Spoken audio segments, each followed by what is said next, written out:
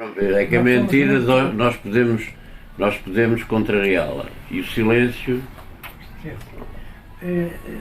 Desculpa, é uma frase do meu querido amigo, Capitão de Abril, e que esteve aqui a semana passada, no lançamento do livro dele em Lisboa, em que ele disse exatamente isso, e eu depois também concluí, que de facto pior que a mentira é o silêncio. E tão mau também como isso, a omissão. Portanto, há três questões que são. Peço desculpa, mas como estamos aqui quase em família. Porque esta questão do silêncio faz-me levantar uma questão que é muito aligeirada e que é inconsequente, que é o problema da responsabilidade. A responsabilidade somos todos. Agora, o problema que se põe, por exemplo, o caso dos capitães de Abril, eram tão responsáveis como os outros, simplesmente eles assumiram uma coisa que é aquela que mais nos falta, é o problema de compromisso. É preciso compromisso. Nós temos responsabilidade, porque responsabilidade quer dizer responder por. É testemunha, é um indivíduo que é testemunha. Agora o problema é a atitude da testemunha. E isto liga-se com outra questão que aqui foi apontada, que é o problema da insubmissão. É preciso ser insubmisso. Aliás, até nas narrativas bíblicas, a atitude extraordinária, que depois é estragada, não é? A atitude extraordinária da Eva é exatamente isso. Perante a árvore do conhecimento, agora põe lá uma serpente para adorar para decorar a árvore, mas é o gesto fundador, é a insubmissão. Perante um paraíso dominado, a Eva o que vai fazer é não vai contrariar, tem uma atitude contra e depois até tem a partilha. Tem a partilha que é algo bonito. Nós temos um discurso que, aliás, na política, ou em alguns políticos aconteceu muito, que é a tolerância. Só tolera quem pode tolerar. Porque a pessoa que está sob dominação não tem problema de tolerar. Qual é o problema do indivíduo que está sujeito a uma submissão? Ou aceita a submissão, ou então, como disse há pouco o Manuel, tem que falar, não é? Tomar a palavra. Nós até costumamos dizer, tomar a palavra, por exemplo, o movimento dos capitães, é tomar a palavra. Eles tomaram a palavra. Aliás, tomaram a palavra até contra digamos, uma normalidade instituída. Foi um ato rebelde. Como abaixo-assinado. Foi um ato rebelde contra, digamos, uma... 4 abaixo-assinados, mas só falam de um. Pois, sim, quer dizer... É omissão. Peço desculpa estar a interromper. Não. É só para acrescentar. Sim, porque já agora é isso que tu dizes, porque não sei o que há 4 e não sei o que não. 4 abaixo-assinados. E depois... O primeiro em Guiné, o segundo em Alcáçovas, o terceiro em Angola e o quarto em Moçambique. Todos que dão mais que 200 capitães, dão 300. 51 na Guiné, 136 em Alcáçovas, 100 em Angola e 50 e poucos em Moçambique. Mas, como eu ontem também tive a oportunidade de dizer, há sempre uns protagonistas, umas personalidades que procuram ser os donos de Abril e os donos de Novembro e o raio que... 3 pontinhos. Protagonismos. Nós temos que, alguns de nós, não é? Tem que tomar a palavra, não é? Porque o problema, uma das coisas que é altamente ameaçadora e prevalente é a ocultação. Quer dizer, a história está completamente ocultada. Quando nós ouvimos a malta a falar aí nas pantalhas da televisão ou não sei o quê, quer dizer, é claro que há uma ocultação significativa. Aliás, tu falas muito e bem, ou tentas, não é, desocultar, e depois há meia dúzia de indivíduos que vêm cá meter os pés pelas mãos ou não sei o quê, não sei o quê. Porque é mais as mãos por os pés. É as mãos por os pés, que são do clube da ocultação, que lhes dá efetivamente muito jeito. Não é? Portanto, a questão que tu dizes bem da crónica do insubmisso é uma urgência, quer dizer, é uma urgência, porque Senão temos um problema de dominação. Agora temos aqui um problema político aqui. E qual é o problema político? O problema político é que provavelmente falta um programa, um projeto político mobilizador. Porque para mim há uma coisa que é clara. Se há, por exemplo, aliás, o movimento dos capitães é significativo nesse sentido. Há um movimento que é militar e no dia seguinte, não é? Há, digamos, o povo cadeira efetivamente a isso. Ora, significa que o movimento dos capitães foi altamente mobilizador. O resultado é positivo. É isso que não está a acontecer hoje. Nós não temos um projeto político que seja mobilizador. Depois há a tentação de culpar, não é? De culpar quem não se mobiliza. Quando, digamos, a responsabilidade digamos, da mobilização. Se não houver mobilização, não há mobilizado. Se isso não convence, não há movimento. Estava-me a lembrar do Nazım Hikmet, que é um grande poeta turco, citado por um outro poeta, foi o Manuel Alegre, que dizia: se eu não ardo, se tu não ardes, se nós não ardemos, como das trevas se fará a claridade. É uma síntese. Bom, eu só gostava de acrescentar o que o Nunes disse, que esta reflexão sobre... Há dois aspectos aqui, é o tomar a palavra e o outro que é a memória. E tenho aqui uma amiga particular que sobre a memória poderá falar. Mas o tomar a palavra, por exemplo, esses 4 abaixo-assinados são pura e simplesmente reivindicativos e corporativos e não sei o que mais. Embora nos assinantes houvesse já muitos de nós com consciência e cultura política. Consciência e cultura política que advém da reforma feita por Costa Gomes e Almeida Fernandes, este ministro do Exército, Costa Gomes, secretário do Exército, em 59, e que fez uma reforma quer na escola, então escola do Exército, quer na escola naval. Passaram a ser academia militar, passaram a ser universidades. Mas o problema não é só esse aspecto de cultural ou de cadeiras mais universitárias. O problema é que nestas escolas militares quem entrava, os seus... eram 60 a 80 cadetes, filhos de generais e filhos de gente abastada, ou para aí. E a partir desta reforma, e com o desenhar da guerra colonial, passaram a entrar 400 filhos do povo. Há uma obra muito importante de uma grande amiga minha que já faleceu, Maria Carrilho, que fala da sociologia, que era uma especialista socióloga, que estudou em Roma e tem um livro bastante interessante que é a Sociologia da Negritude, Maria Carrilho, mas que veio para Portugal a seguir ao 25 de abril, neta do nosso Coronel Cadima, de Beja, Moçambique, nosso amigo, e que já era do chamado Reviralho. Atenção, nós estamos no Porto. O Coronel era muito nosso amigo, conhecemos em 69, 70. De uma enorme juventude. E pai com 15 anos mais velho que nós. Sim, sim. Bom, mas essa senhora faz um livro que é a Sociologia das Forças Armadas antes do 25 de Abril.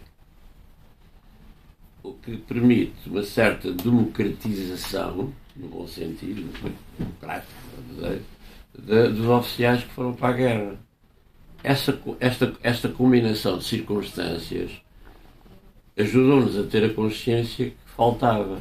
Bom, com a guerra, com as contradições, com cadeiras, como ontem referi, que tínhamos na academia ou na escola naval, da ação psicológica para chegar lá e convencer os africanos que estávamos lá por bem, como se houvesse algum colonialismo que fosse por bem. Há contextos. Não podemos esquecer dos contextos. Mas colonialismo bom não há. E nós temos a mania, nós portugueses, de que o nosso era bom, o espanhol é que era mau, e o inglês ainda era pior, é por aí fora. Não há colonialismo bom nem mau. Portanto, se essas reivindicações foram militares, muitos de nós já tínhamos consciência política e desenvolvemos um processo. Começou-se das discussões. Por força das circunstâncias na Guiné, fomos mais precursores por razões que não vale a pena agora alongar-me explicar.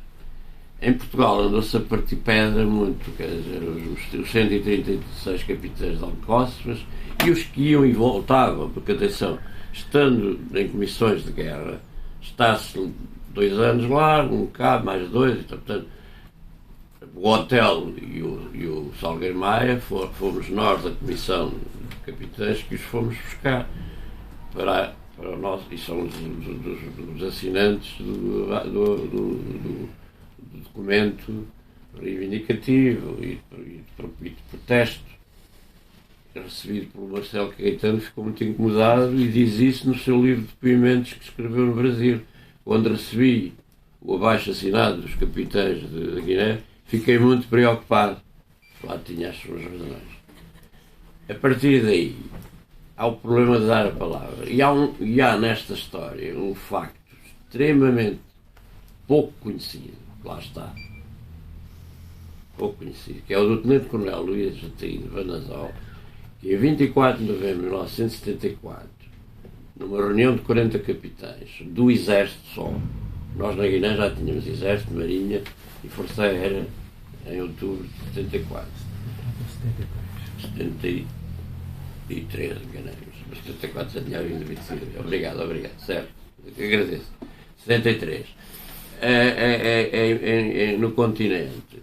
Isto não é para criticar, isto é só para falar a verdade. Não é uma questão de opinião. É que, de facto, a palavra, como foi referida, deste Tenente-Coronel, numa reunião em 24 de novembro de 73, aos capitães dizer: vocês deixam-se de conversa, pá, isto não vai lá com conversa, isto só vai lá com um golpe militar contra o regime. E os 40 capitães ficaram a olhar para ele. Quer dizer que ele tem razão, mas claro que tinha, não é? Curiosamente, passados 50 anos, não é este evento que é festejado, é o de uma reunião de 6 dias depois em Óbidos, só com militares do Exército. Portanto, vejam bem como estas coisas são manipuladas, de verdade, do que se passa. O que merecia 50 anos e o que merecia uma estátua era o Tenente-Coronel Luís Ataíde Vanazol, por acaso irmão do Alberto Vanazol, o nosso comandante militar. Como é que se chamava? Luís Ataíde Vanazol. Escreveu vários livrinhos. O último nome. Vanazol. B-A-N-A-Z-O-L. Vanazol. São 3 militares. Um nessa altura chegou a general, foi diretor do colégio militar. Primo. Estes 2 Vanazóis são irmãos. Este Luís Vanazol estava a comandar um batalhão para ir para a Guiné. Quando disse isto, deixa-se de conversa, pá. Até parece que precisamos da lição que as lutas académicas nos estão a dar. Até parece. E ele foi para a Guiné, foi ter comigo. Aliás, quem me o apresentou foi o irmão, não é? E o Tenente-Coronel Vanazol disse: há cá mais algum elemento? Não há. Então é consigo que eu tenho que falar. E eu assim, fiquei aflito, não é? E o brigadeiro disse, o irmão que era brigadeiro, o Tenente-Coronel, que era Tenente-Coronel, não há problemas, com o meu irmão é um democrata. Por acaso até não era mal todo, mas estou-se mal no 25 de abril. Ao menos bem. Isto para realçar e sublinhar a questão da palavra, a questão de tomar iniciativa, e de ser a tempo e horas. E também a questão da memória. Nós precisamos de institucionalizar, eu digo isso no meu livro próximo, nós precisamos de institucionalizar a memória como está institucionalizada em Espanha, sobre a Guerra Civil de Espanha, e que temos aqui uma especialista, ali a doutora Dulce, pode dizer uma palavrinha sobre isso. É o meu pedido. Está bem? Faça, por favor. As questões da memória são sempre muito delicadas, porque a memória não é estável enquanto informação e depende de indivíduo para indivíduo e reflete sempre a forma como esse indivíduo viveu determinados acontecimentos e como hoje o quer recordar. Portanto, é comum, perante um mesmo acontecimento, haver narrativas diferentes sobre o mesmo acontecimento. Não porque as pessoas queiram mentir deliberadamente, mas porque é a forma que elas têm de afirmar a sua identidade através da relevância que dão a esse acontecimento ou a partes desse acontecimento. O caso português é muito diferente do caso espanhol em termos do processo de democratização. Portanto, ao contrário da Espanha, que se tratou de uma transição para a democracia pactuada entre os partidos políticos, em que ficou definitivamente acordado de que não se falaria mais sobre o passado, e não falar sobre o passado é não falar sobre o genocídio político dos republicanos durante a Guerra Civil Espanhola, é não falar de toda a repressão franquista. E, portanto, foi este acordo pactuado que contribuiu para a construção da democracia espanhola. Tanto que, ao nível das instituições, não há substituição ao nível das instituições, das direções das instituições, tanto jurídicas. A única coisa que surge efetivamente de novo, após umas primeiras eleições, é uma corte. Portanto, nas primeiras eleições já estão presentes uma série de partidos. Nesse momento também ficou em debate se o Partido Comunista Espanhol iria fazer parte ou não desse coletivo. E, portanto, maioritariamente conseguiu chegar à conclusão de que se deveria integrar o Partido Comunista Espanhol. Depois vamos ter nos anos 80 uma vitória absoluta do PSOE, portanto o Partido Socialista Espanhol, com o... Agora está-me a faltar o nome dele. Foi Filipe González. Exatamente. Mas que também portanto, ele só em 2007 vamos ter uma lei de memória histórica. Porque é que surge? Surge no tempo do Zapatero, que também é do PSOE, e que o seu avô tinha sido um dos fuzilados da Guerra Civil Espanhola. Era um oficial. Portanto, como vê, o processo é lento a nível institucional, mas ele vai emergir da sociedade civil. E, sobretudo, a partir dos anos 80, há um conjunto de manifestações muito diversificadas em que, localmente, e muitas vezes impulsionado pelos próprios alcaides mais ligados ao PSOE ou mesmo grupos independentes, começam a prestar as primeiras homenagens aos seus fuzilados localmente. Portanto, nasce no nível micro do local. No nível micro do local, ele alastra para o nível mais alargado do regional. A Espanha é um país muito grande, como todos sabem, e, portanto, é quando se criam as associações de recuperação de memória histórica nos anos 2000. Portanto, é um longo caminho. E as associações, de facto, não há uma associação de memória histórica única, nacional. Há a nível regional. O caso português é completamente diferente. Portanto, a nossa democracia nasce de um golpe militar que se transforma numa revolução e com uma participação efetiva de toda a comunidade. Porquê? Porque ela nasce também, ela é um contínuo daquilo que foram os processos de luta antifascistas e anticolonialistas ao longo do processo histórico. Não é? E, portanto, a questão da memória é de imediato e logo nos primeiros anos nós assistimos a um conjunto muito significativo de biografias de militantes anarcossindicalistas, socialistas, comunistas e, portanto, há uma iniciativa na divulgação da memória histórica, nesse sentido, ao nível de indivíduos, de individualidades, de antifascistas mais relevantes e, portanto, tanto ao nível do Partido Comunista Português, como mesmo depois, mais tarde, com a criação da Fundação Mário Soares e tudo, há um conjunto de instituições que trabalham a memória segundo sempre a sua visão. E, portanto, isto é para dizer que não há para chegar ao fim e dizer que não há uma única visão sobre os acontecimentos. Portanto, a visão é múltipla. É múltipla e está obviamente dependente tanto dos contextos políticos da época, da formação política dos grupos e dos indivíduos, daquilo que lhes interessa em cada momento histórico recordar, porque isso também é muito importante.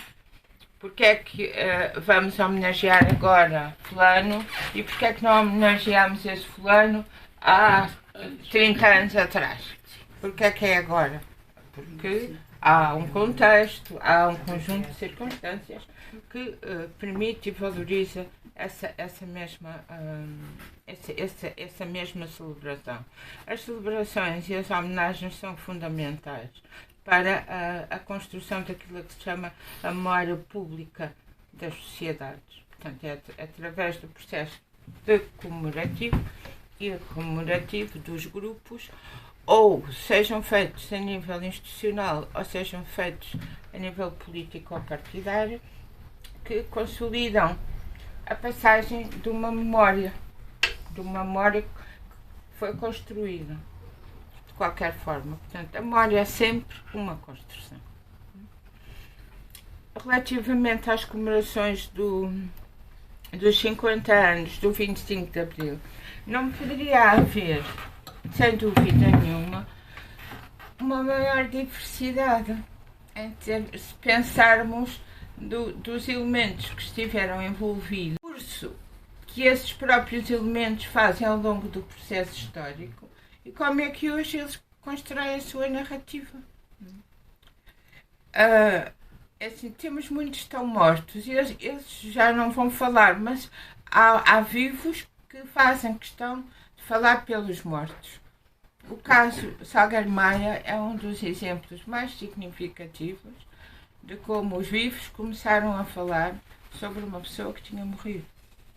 E como é que, de certa forma, se criou uma mitificação em torno do Salgueiro Maia. Não porque o Salgueiro Maia não tenha tido um papel importante no conjunto de todo o movimento, obviamente que teve, mas a forma como ele foi, no fundo, mitificado, é porque ele está morto. Certo. E nós gostamos de heróis mortos.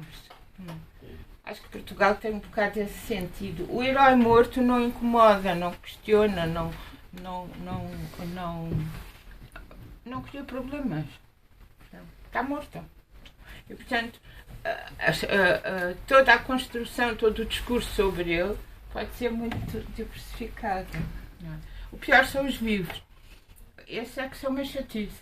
Porque os vivos têm várias formas de olhar em função daquilo que são as suas experiências vividas, têm várias formas de olhar os acontecimentos e as suas narrativas, em algum momento, podem divergir daquilo que se procuraria como um coletivo MFA.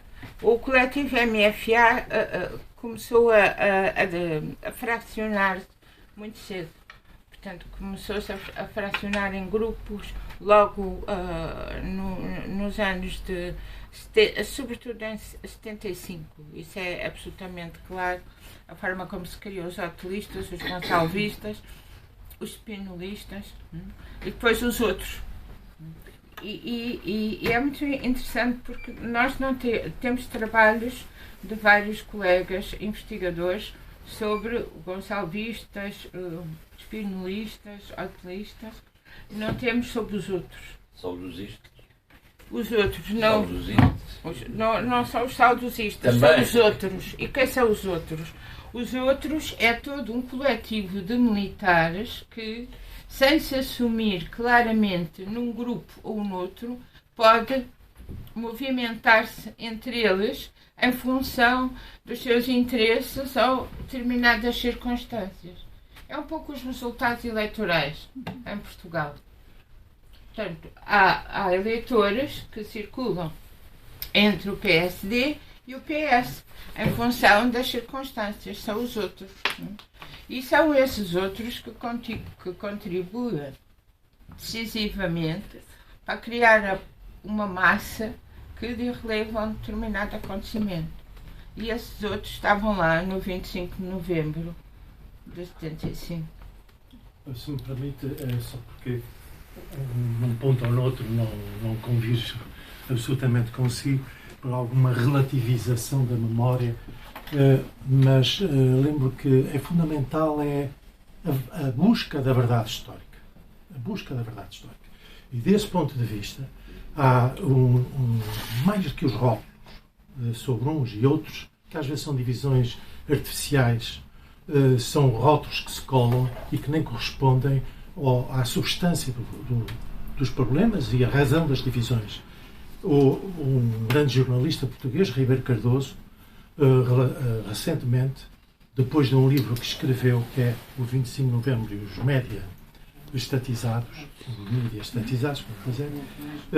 que já é uma busca daqueles 152 trabalhadores da comunicação social que nos 2 dias seguintes foram afastados dos órgãos de comunicação social que trabalhavam, e, em alguns casos, mediante listas previamente feitas, ainda antes do 25 de novembro. E ele foi buscar a história de todos eles. A história de todos eles. E deles e delas. Como até houve trabalhadora que, num caso, que tem cotado o salário, ela teve que ir, enfim, fazer tricô à entrada do Metropolitano e defender e vender uns panos, umas peças que fazia para alimentar a si e à família.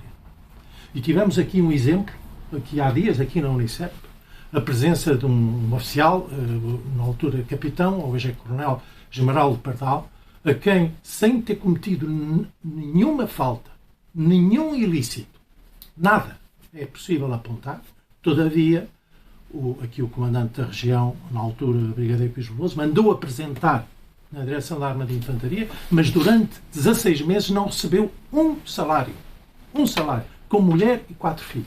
Ora, isto, mais do que os rótulos, é que é preciso conseguirmos fazer, é a busca da verdade histórica. E portanto, todos os textos, não importa tanto se colidem nas apreciações, é descobrir a verdade histórica, porque há uma verdade para além dos factos. Agora, se me disser que a interpretação depende de quem tem o poder e de quem constrói uma narrativa, como, por exemplo, no 25 de novembro foi um golpe, como é que eles diziam, comunista ou soviético, não há a mínima comprovação de tal coisa. Não há a mínima. Há sempre comprovação do contrário. Mas disso não há. Então, eu acho que não devemos olhar para essas coisas sem paixão e sem que as nossas ideologias ou as teorias de que partilhamos sejam determinantes, porque há o tentar entender o ponto de vista do outro. Eu leio sempre li vários textos sobre o Salazar. E todavia, não. Fui sempre contra a ditadura de Salazar. Mas isso não é para entender a verdade de uns e a nossa verdade é outra, a minha verdade é outra. Não, é para entendermos o outro. E desse ponto de vista, a pluralidade faz muita falta. Bom. Eu então não estou nada de acordo. Nada disto. O insubmisso não está nada de acordo. Há rótulos, sim, há rótulos. Há verdade. E não, a verdade é a verdade, não é o que cada um pensa. A verdade é a verdade. O que eu vivi, vivi. E há aqui omissões graves. Por exemplo, queixamos. Eu sou fui amicíssimo do Ribeiro Cardoso. Conheço o Ribeiro Cardoso há 50 anos. Tenho relações com ele muito íntimas. E até colaborei, não só no primeiro, como no segundo, onde até tenho. Até ele tem escrito sobre mim 6 a 7 páginas. O problema é que, por exemplo, ninguém se lembra, nem é evidenciada a verdade de 3.000 paraquedistas que estiveram um mês sem ganhar e sem comida e que eram chefes de família contratados. Ninguém se lembra de 200 militares que o IANOS, depois do 25 de novembro, põe na rua. Portanto, não vale a pena desculpa, não vale a pena. Não estamos em desacordo. Não vale a pena a micro exacerbação, ou como quer ser, de caso A, B, C ou D. Há roques, sim, havia gonçalvistas, havia opelistas, havia moderados e havia saudosistas que ninguém se lembra. Que foram os que o Sr. Ianes colocou a comandar as Forças Armadas, que foi o que o Sr. Ianes colocou a dar tarefa e prisão aos que não puderam fugir, como eu fugi, Varela Gomes e Rosa Coutinho, não, Costa Martins e Pereira Pinto e outros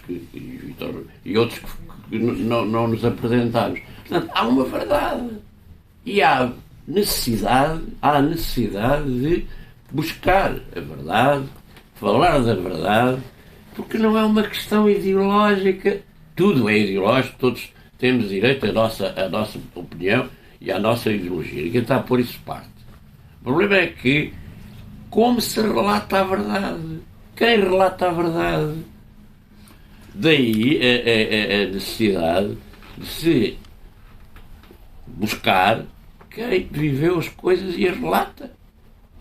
O problema do rigor histórico. Pois, é o problema do rigor. Há muito trabalho a encontrar. Pois, há muito trabalho. Preciso ser uma pessoa desde 2007 que está desde 2007 que está na Assembleia da República um pedido para a institucionalização da memória em Portugal.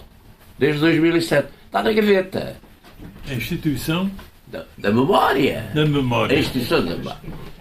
Eu fiz parte do movimento cívico Não Apaguem a Memória, com o Raimundo Narciso, com o Fernando Vicente e com o Artur Pinto e a sua mulher, que estiveram presos e torturados pela PIDE, porque enquanto houver quem tenha vivido as coisas, que é o caso de nós que temos mais próximos de 80 anos, pode-se explicar.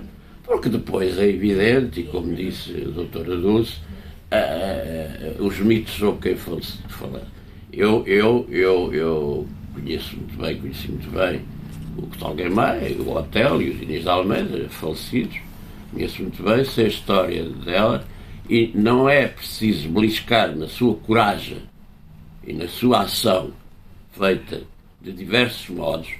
O plano de operações do movimento das Forças Armadas era um plano em que 5.000 militares, 200 capitães ou mais, com sargentos, oficiais milicianos e praças, cumpriram as suas missões.